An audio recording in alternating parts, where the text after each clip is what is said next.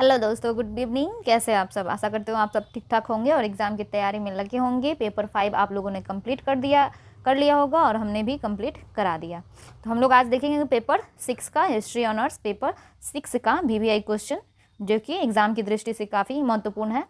तो हमारा आज का क्वेश्चन है, भारत में कृषि के वाणिज्यीकरण के कौन कौन से कारक थे। यानी कि भारत में जो कृषि का जो वाणिज्यिकीकरण हुआ, यानी कि व्यापारीकरण हुआ, उसके क्या क्या कारण थे, उसके क्या प्रभाव थे, यानी क्या कारण था कि उनका वाणिज्यिकीकरण हुआ। या क्वेश्चन आपको ऐसे भी घुमा सकता है, वाणिज्यिकीकरण से अर्थव्यवस्था पर क्या प्रभाव पड़ा। यानी कृषि का जब वाणिज्यिकीकरण हुआ तो उससे लोगों की आय पर, हमारे देश की अर्थव्यवस्था पर क्या प्रभाव पड़ा, इसके बारे में हमको बताना है एग्जामिनर को। ठीक है, तो देर ना करते हुए आंसर की तरफ बढ़ते हैं। उससे पहले आपसे रिक्वेस्ट है कि आप कॉपी और पेन लेकर बैठ जाएं, ताकि आप आराम से लिख सके। जो आपको बताया जा रहा है आप लिखते जाइए, क्योंकि पीडीएफ अभी आपको नहीं मिलने वाला है, इसलिए कि आप लिखिएगा। क्योंकि हम जानते हैं कि सभी बच्चों के हाथ में क्या होगा, जंग लग चुका होगा। तो आपको अगर युद्ध की तैयारी करना है, ग्रेजुएशन की तैयारी करना है, तो सबसे पहले आप अपने हाथ का जंग छुड़ाइए, लिखने का अभ्यास कीजिए, प्रैक्टिस कीजिए। बहुत सारे बच्चे हैं जिन्होंने टेस्ट नहीं दिया था, और जिन्होंने टेस्ट नहीं दिया था तो टेस्ट का वो घाटा अभी उनको तो समझ में नहीं आ रहा है कि हाँ हमने टेस्ट नहीं दिया, लेकिन वो घाटा इनको पता चलेगा एग्ज़ाम में। अभी भी समय है, आप लोग अच्छा से पढ़ाई कीजिए। ठीक है, याद कीजिए, एक एक क्वेश्चन अगर पर डे याद करते हैं तो काफ़ी आपका जो है सारे पेपर का तैयारी बहुत अच्छी तरीक़ा से हो जाएगा। एग्ज़ाम में आपको डरने की ज़रूरत नहीं होगी कि आइला देखो अब एग्ज़ाम आ गया, है ना। अगर आप चैनल पे नए हैं, क्लास में नए हैं, तो आप अपने दोस्तों के पास भी हमारा प्रचार कर सकते हैं, बता सकते हैं कि हाँ यहाँ पे ऑल इन 8454 में ग्रेजुएशन के सभी सब्जेक्ट की तैयारी कराई जा रही है। आप लोग मात्र 249 रुपया में देकर सभी सब्जेक्ट की तैयारी कर सकते हैं। केवल आर्ट्स सब्जेक्ट, ये नहीं बोल रहे हैं साइंस वगैरह, ठीक है, क्योंकि साइंस का हमारे पास अभी टीचर उपलब्ध नहीं है। साइंस का भी स्टूडेंट अगर आएगा तो हो सकता है, लेकिन अभी फ़िलहाल तो टीचर उपलब्ध नहीं है। तो आर्ट्स सब्जेक्ट के जितने भी स्टूडेंट हैं आप उनसे प्लीज़ बोलिए, हमारे वीडियो को शेयर कीजिए। ठीक है, आप ही लोग पे भरोसा है। ठीक है, तो बढ़ते अपने आंसर की तरफ। चलिए, कृषि का वाणिज्यिकीकरण। कृषि का वाणिज्यिकरण भारत में ग्रामीण 19वीं शताब्दी के प्रथम दशक तक पूर्ण रूप से आत्मनिर्भर थे। लेकिन यानी कि भारत में जब 19वीं शताब्दी शुरू हुआ था, ठीक है, उस वक्त क्या थे, ग्रामीण पूरी तरह से आत्मनिर्भर थे। लेकिन 1860 के उपरांत हमारे देश के गांव में विशेष रूप से कृषि में व्यवस्थित रूप से परिवर्तन हुए तथा कृषि का स्वरूप व्यापारिक हो गया। यानी कि जब 1860 का दशक आया तब क्या हुआ, हमारे देश में, गांव में कृषि में क्या हो गया, व्यवस्थित रूप से क्या हो गया, परिवर्तन हो गया। अब ये क्या परिवर्तन था उसको हम लोग देखते हैं। अब कृषक मात्र अपनी उपभोग हेतु ही वस्तुएं उत्पन्न नहीं करते थे, बल्कि निर्यात हेतु भी वस्तुओं का उत्पादन करने लगे थे। यानी कि 1860 के बाद क्या हुआ, 1860 से पहले क्या होता था, ये पहले हम लोग जानते हैं। 1860 से पहले था कि लोग खेत जोतते थे और अपने उसको अनाज उपजाते थे, और उसी को अपना बस खाना पीना कर लिए, थोड़ा सा अगर कोई चीज़ की ज़रूरत पड़ी तो अनाज बेच दिए, उससे घर बार चल रहा है, पेट भर रहा है। बाकी सब सारे लोग क्या करते थे, खेत में लगे रहते थे, है ना, अपना खेत का ध्यान रखते थे, अपना फसल की चरवाही या फिर रक्षा करते थे, जो भी हो। लेकिन 1860 के बाद क्या हुआ, उसमें क्रांतिकारी परिवर्तन हुआ। परिवर्तन ये हुआ कि इन लोगों को क्या हो गया, मार्केट मिल गया कि हम जो कितना एक इंसान, पहले तो अभी तो खेत का जोत जो है वो काफ़ी कम हो गया, लेकिन पहले क्या होता था, बहुत बड़ा बड़ा खेत होता था, ज़्यादा खेत होता था, तो लोग इतना उपजाया, बाकी पड़ती छोड़ देता था। ठीक है, तो अब लोग क्या किया, वाणिज्यिकीकरण वाणिज्यिकीकरण का अर्थ हुआ कि आप इतना जो बेचते थे, इतना बोते थे, और उतना ही बोते थे जितना उनका पेट वगैरह भर जाए, उनका साल भर का खर्चा पानी निकल जाए, दाल चावल, मैंने जो जिस भी चीज़ की आवश्यकता होती थी वो चीज़ अपना वो लोग उपजा लेते थे। बाकी खेत या तो परती छोड़ देते थे, या फिर उसका ये अगर फसल भी होता था तो उसको बेचकर क्या कर देते थे, कर दे देते थे कि हाँ आप अपना टैक्स लीजिए सरकार को, है ना। लेकिन 1860 के बाद क्या हुआ कि ये लोग क्या किए, सब भूमि का उपयोग किए, कहें कि इतना में कुछ और बो देते हैं, इतना में कुछ और बो देते हैं, इतना में कुछ और बो देते हैं, इतना में कुछ और बो देते हैं, और इसकी मांग को क्या किया था, अंग्रेजों ने बढ़ावा दिया था। बोला था कि आप लोग ये फसल उपजाइए, ये फसल उपजाइए, इतना इतना खेत में ये फसल उपजाइए, और हम आपकी फसल को क्या खरीदेंगे, खरीद लेंगे। क्या करेंगे, खरीद लेंगे। अब जब देखा कि हाँ अंग्रेज जो खरीद रहा है, अब खरीद रहा है, उसके बदले में क्या मिल रहा है, हमको पैसा मिल रहा है, ठीक है। तो कि पैसा किसको नहीं भाता है, तो सबको पैसा भाया, तो बोला कि हाँ हम भी सब खेती करेंगे। तो जितने भी लोग थे उन्होंने क्या किया, अपना अपना खेती, जिस भी मतलब उनका खेती जिस चीज़ के लायक था उस चीज़ में उन्होंने क्रांतिकारी परिवर्तन किया, यानी कि खेती प्रारंभ किया। चलिए देखते हैं अगला।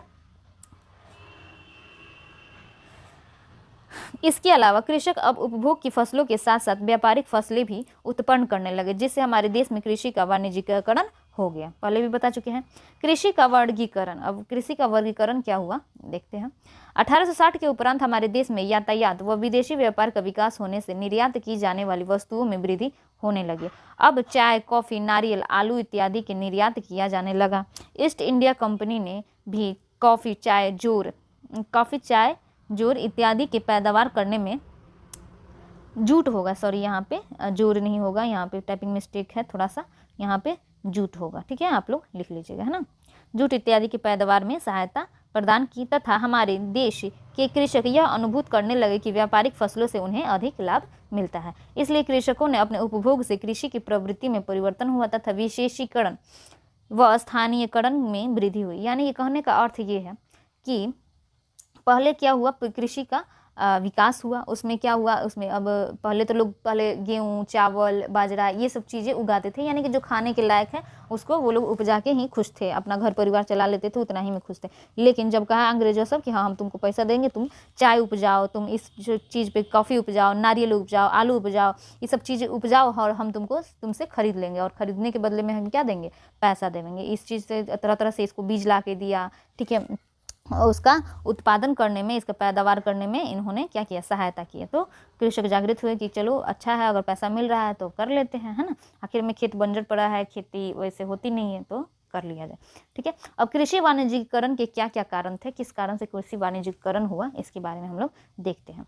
सिंचाई साधनों को जुटाना, कृषि के वाणिज्यिकरण के कारण, कृषि के वाणिज्यिकरण के फलस्वरूप किसान अत्यधिक लाभ प्राप्त करने हेतु अधिक उत्पादन करने की इच्छा व्यक्त करने लगे। परिणाम स्वरूप सिंचाई के साधनों के विकास होने लगे, यानी कि अब कृषि जब कर रहे हैं तो उसमें क्या चाहिए, सिंचाई चाहिए, और सिंचाई के लिए क्या चाहिए, उसके उपकरण चाहिए। तो इन लोग क्या किया, उन्होंने सिंचाई के साधनों का विकास करने लगे, ठीक है।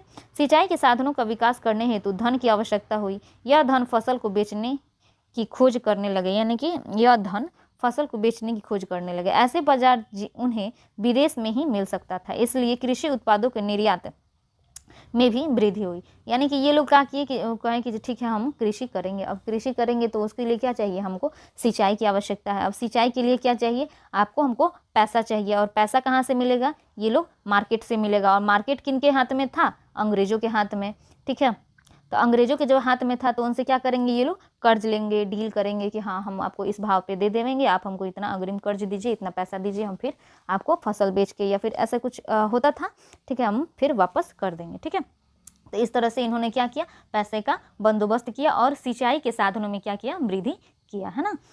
ब्रिटिश सरकार द्वारा सुविधाएं एवं प्रोत्साहन, वाणिज्यिकरण के कारण ब्रिटिश सरकार की व्यापारिक फसलों के उत्पादन से अधिक रुचि लेने के कारण यह था कि जिससे उन्हें भारत से कच्चा माल सहजता से प्राप्त होता रहे। इसलिए ब्रिटिश सरकार ने भारतीय कृषि को व्यापारिक फसलों के उत्पादन में हर संभव सुविधाएं प्रदान की और अत्यधिक फसल उत्पादन हेतु प्रश्न भी प्रदान करने लगे, ठीक है। अर्थात कहने का अर्थ ये है कि इन्होंने क्या किया, ब्रिटिश सरकार द्वारा सुविधा दिया गया, कहा कि जो तुम हमारे यहाँ से हैंडपंप ले जाओ, सिंचाई की सारी सुविधाएं ले जाओ, मशीन ले जाओ, है ना, जिससे क्या करो तुम अच्छे से क्या करो, फसल कर सको। और फसल इन लोग का फ़ायदा ये होता था कि यहाँ पे कच्चा माल, यानी कि कृषि पैदावार अच्छा होता था, यहाँ से इन लोगों को कच्चा माल मिल जाता था, कच्चा माल मिल जाता वो भी क्या, कम रेट पर, और इसको ले जाके वहाँ पे विदेशों में ये लोग काफ़ी उच्च दाम पर बेचते थे। तो इस वजह से इनको अगर हमको 10 रुपया हम लगा रहे हैं और हमको जाके कहीं और 1000 रुपया फ़ायदा हो जा रहा है, तो हमको 10 रुपया लगाने में कोई आपत्ति होगी, नहीं होगी। तो वही ये लोग काम करते थे, है ना। और इस तरह क्या किया कि प्रोत्साहित किया कि ना तुम लोग करो, हम सब चीज़ देते हैं, है ना। आर्थिक महामंदी, इस समय ब्रिटेन की जहाज कंपनी उद्योग की आर्थिक मंदी का सामना करना पड़ा।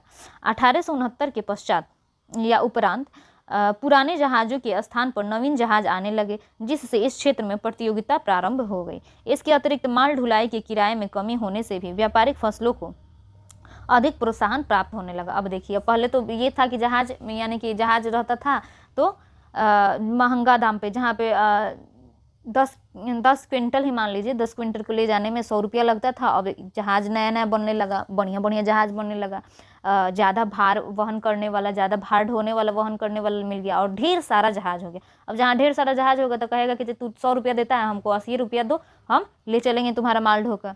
तो इस तरह से क्या हुआ, जहाज़ों में प्रतिस्पर्धा हो गया। कहे कि तू 100 रुपया ले रहा है तो तुम 80 रुपया दे, तो 20 रुपया इसको और फायदा हो गया, है ना। तो फायदा हो गया तो क्या हुआ, ये और सब प्रोत्साहित हुआ कि हाँ यहीं से हम लोग क्या करेंगे, सामान खरीदेंगे, है ना। स्वेज नहर का निर्माण हुआ। स्वेज नहर के निर्माण हो जाने से इंग्लैंड में भारत के मध्य दूरी कम हो गई। परिणाम स्वरूप कृषकों की यातायात लागत भी कम होने से कृषक व्यावसायीकरण को अधिक प्रोत्साहन प्राप्त हुआ। स्वेज नहर का है एक नहर है, स्वेज नहर की इन्होंने क्या किया, स्थापना किया, ठीक है।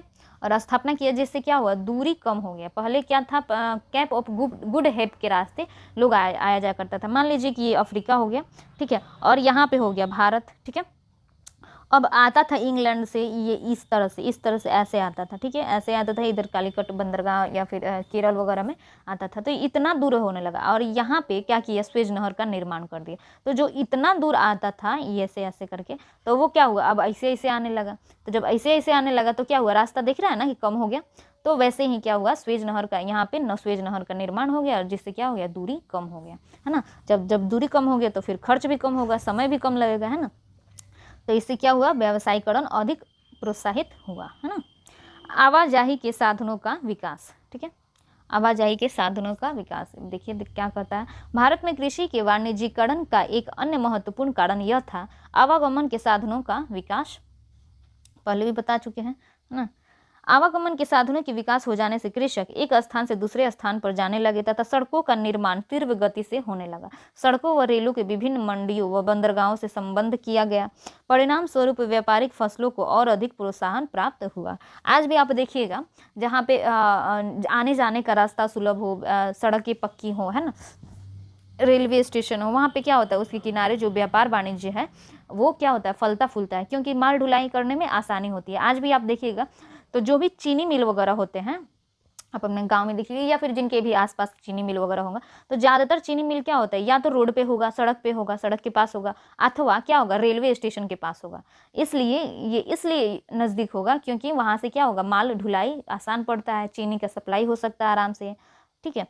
तो इस तरह क्या हुआ, वो लोग भी रेलवे का विकास किया, सड़कों का विकास किया, जिससे क्या हो गया, माल ढुलाई करने में और आसानी हो गया, ठीक है। तो जिसको नहीं खरीदना चाहिए वो भी खरीदने लगा, जिसको नहीं बेचना चाहिए वो भी बेचने लगा ना।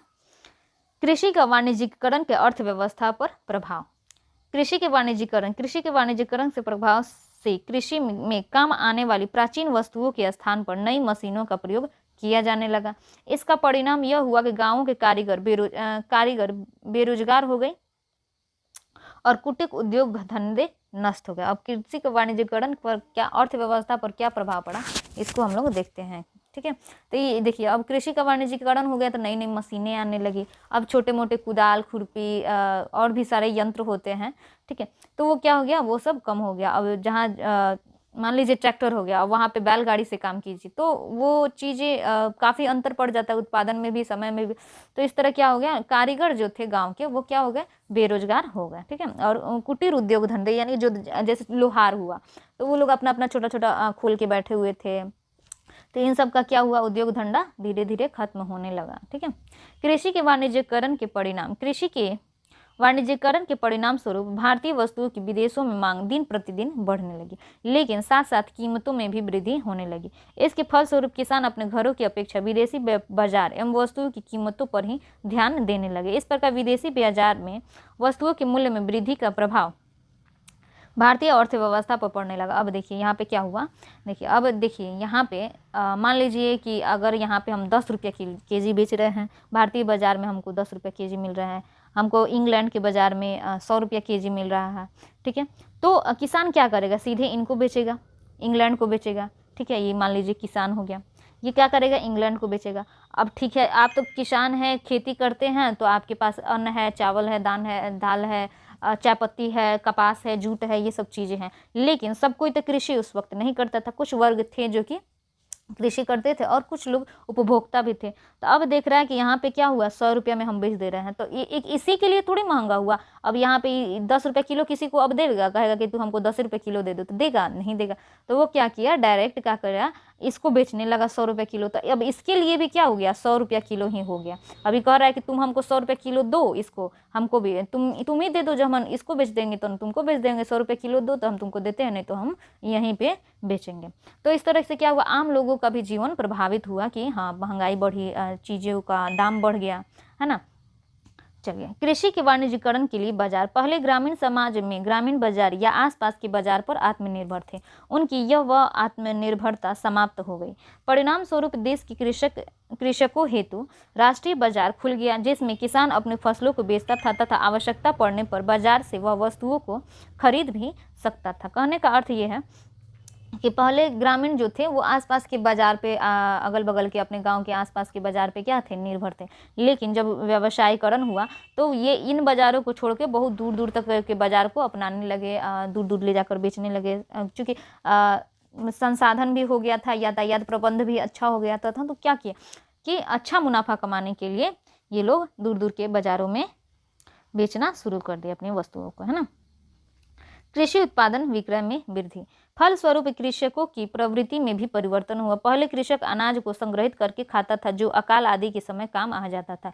लेकिन अब कृष्ण भोग की वस्तुएं के स्थान पर व्यापारिक कृषि भोग, यहाँ पे कृषि होगा, कृषि भोग की वस्तुओं के स्थान पर व्यापारिक फसल अधिक होने लगी तथा और फसल को का अत्यधिक विक्रय करने लगे। यानी कहने का अर्थ है कि पहले था कि अनाज उत्पादन करता था और बेरी डेयरी होता था, उसमें क्या करता था, भर देता था। अब भर दिया, इस टाइप का बेरी होता होगा, आप गांव में देखे होंगे, ये सब छज्जा होता है, ठीक है। तो उसमें भर दिया, अपना अकाल के समय चल रहा है, सुखाड़ बाढ़ आया, सब चल रहा है, कोई किसी को खाने की कोई किल्लत नहीं होती थी। लेकिन अब क्या हुआ कि जो अनाज स्टोर करके रखता था, अब क्या कर रहा है, जाके डायरेक्ट बाजार में बेच देता है ना।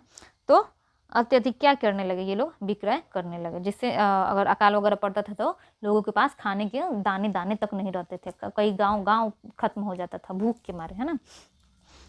नवीन भू राजस्व। भूमि किराएदार प्रणाली में कृषि के वाणिज्यीकरण से महाजनों और साहूकारों को उत्तम अवसर प्राप्त हो गया। इसका कारण यह था कि भारत का कृषक अत्यंत गरीब था और कृषि के लिए वह महाजन से रुपये उधार लेता था। यह उधार लिया रुपया फसल बेचने के उपरांत उसे महाजन को देना पड़ता था।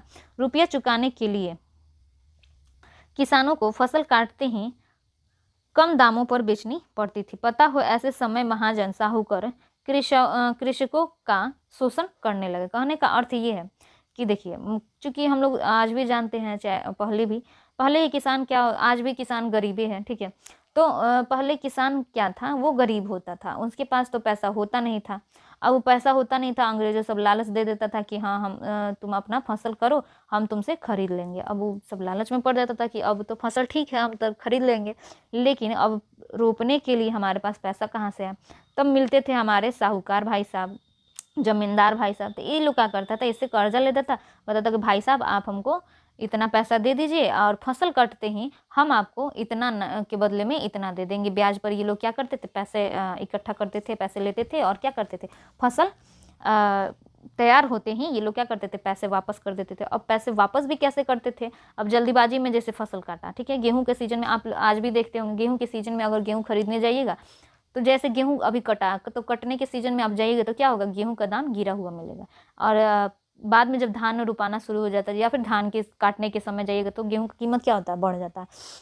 तो इस तरह ये लोग क्या करता था, प्रेशर बनाता था महाजन को कि महाजन सब की तुम हमारा पैसा वापस करो, तुम हमारा पैसा वापस करो। अब ये सब परेशान, तो क्या करता था, ये लोग बेचारे कम कीमत पर ही या तो महाजन को ही बेच देते थे या फिर बाजार में ले जाकर बेच देते थे। तो जिससे इनको ज़्यादा अच्छा मुनाफा की जो प्राप्ति होनी चाहिए वो चीज़ें नहीं होती थी। इससे क्या होता था, भारत की अर्थव्यवस्था पर प्रभाव पड़ता था, यानी कि गलत ही प्रभाव पड़ता था, कोई अच्छा प्रभाव नहीं पड़ता था। तो ठीक है, तो इसी के साथ हमारा वीडियो होता है समाप्त। मिलते हैं अगले वीडियो में, आप तब तक देखते रहिए ऑल 8454 और पढ़ाई करते रहिए, एग्जाम की तैयारी करते रहिए। और प्लीज़ वीडियो को शेयर कीजिए और अपने दोस्तों से हमारे लिए कहिए कि हाँ आप लोग इस चैनल पे पढ़ाई हो रहा है ग्रेजुएशन का, जो भी बच्चा है कोर्स करना चाहते हैं, क्लास लेना चाहते हैं तो आराम से क्लास ले सकते हैं। टेक केयर, बाय बाय, मिलते हैं अगले वीडियो में। जय हिंद, बाय।